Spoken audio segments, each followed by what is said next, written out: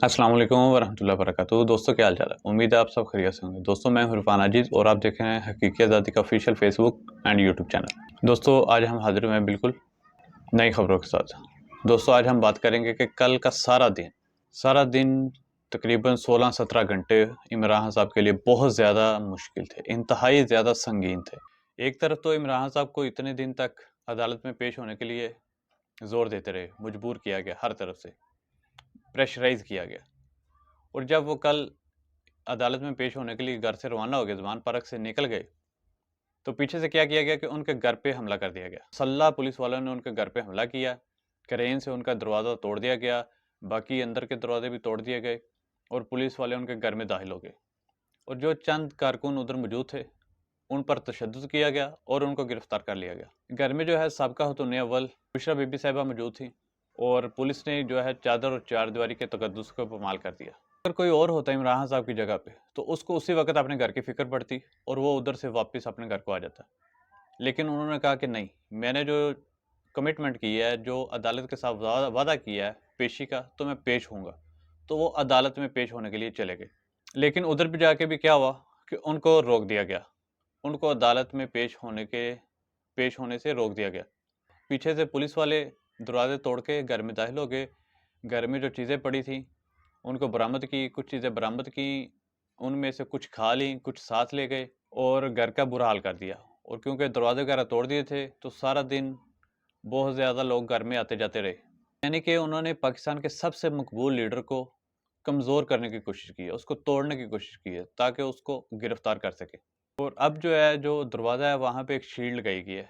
फ़िलहाल जो इमरान खान साहब हैं वो एक अलग ही शख्सियत हैं, वो हिसाब शिकन शख्सियत हैं। कल सारा दिन उनकी गाड़ी के इर्द गिर्द मैदान जंग बना रहा, लेकिन इसके बावजूद उन्होंने अदालत पेशी का जो वादा था उसको वफा किया। और जो पुलिस है उन्होंने इमरान खान साहब को अदालत के अंदर जाने से आखिरी दम तक रोके रखा। उसके बाद पथराव और शेलिंग की गई, जो उनसे हो सका वो उन्होंने किया। इमरान खान साहब को हर सूरत अदालत में पेश होने से रोका जाए। और जो अदालत थी, जब उन्होंने देखा कि हम भी पुलिस को रोक नहीं पा रहे, पुलिस को जो ताकतवर हल्कों से हुक्म मिला है पुलिस उसको पूरा कर रही है, और अदालत ने देख लिया कि जो शख्स 400-500 किलोमीटर करके अदालत में पेश होने के लिए आ गया है, लेकिन अब वो 4-5 मीटर नहीं कर सकता है, लेकिन उसको रोका जा रहा है, जानबूझ के उसको अदालत पेश होने से रोका जा रहा है।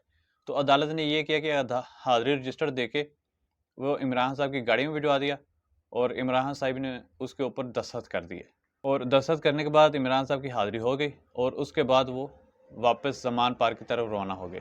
क्योंकि ताकतवर जो हल्के हैं उनका पहले ये इरादा था कि इसको से ही गायब कर दिया जाए, लेकिन जब वो ये ना कर सके तो फिर उनका दूसरा दाव था, प्लान 2 था, कि इसको अदालत में पेश ना होना दिया जाए। उसके बाद हाज़िरी लगाने के बाद जब इमरान साहब घर पहुँचे तो उन्होंने देखा कि घर का नक्शा ही बदला हुआ, दरवाजे से वगैरह सब कुछ टूटा पड़ा है। कारकुन हैं उनको तशद्दुद करके पुलिस वाले गिरफ्तार करके ले गए हैं।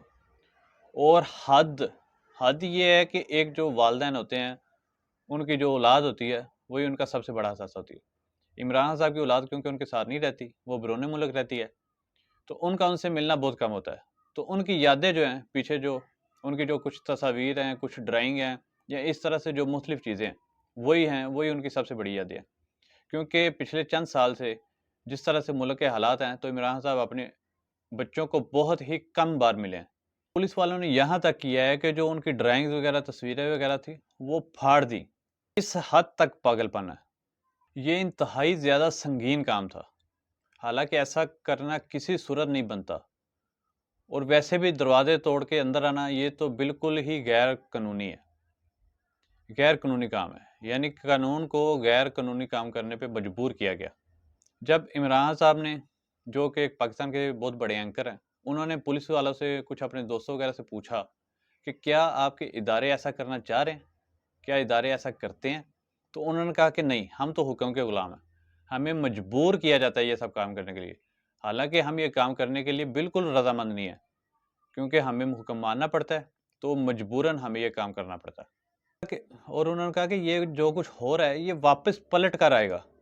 और एक दो ने तो ये कहा कि ये बिल्कुल पागलपन है। और उन्होंने जब कुछ नून लीग और पीपल पार्टी के रहनुमाओं से बात की और उनसे पूछा کہ کیا آپ ایسا کرنا چاہ رہے ہیں، کیا یہ ٹھیک ہو رہا ہے؟ تو انہوں نے کہا کہ یہ جو ہماری قیادت ہے نا، اور قیادت کے جو سہولت کار ہیں، ان لوگوں نے ہمیں عام عوام میں جانے جتنا نہیں چھوڑا۔